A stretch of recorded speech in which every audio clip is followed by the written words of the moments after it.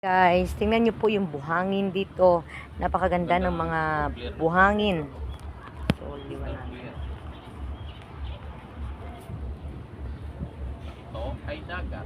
Ayan guys, tingnan niyo po yung buhangin.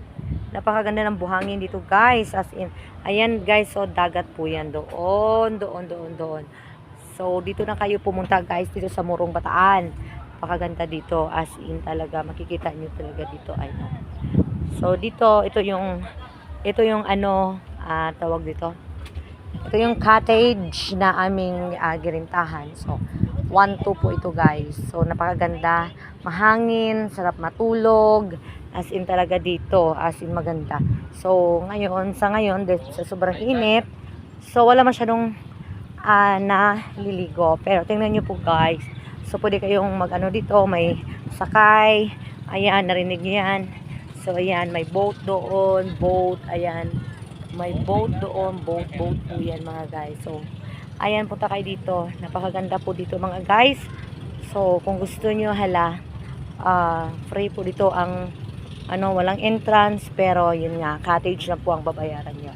So, ang cottage dito, 1,000, and then merong 1,2. So, yan po.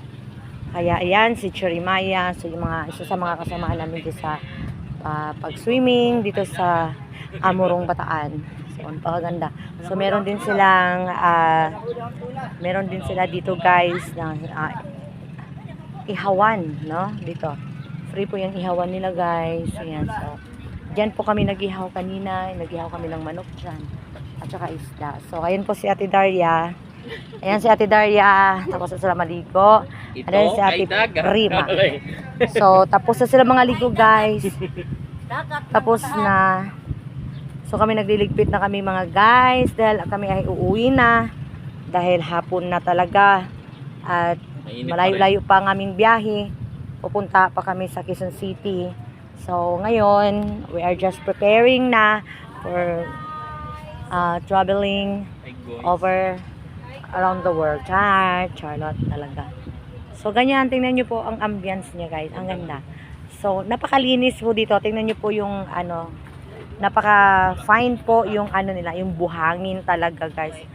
As in talaga, napakaganda ang buhangin nila. So, ganun lang talaga. Oh, at saka yung dagat talaga, napakaganda doon.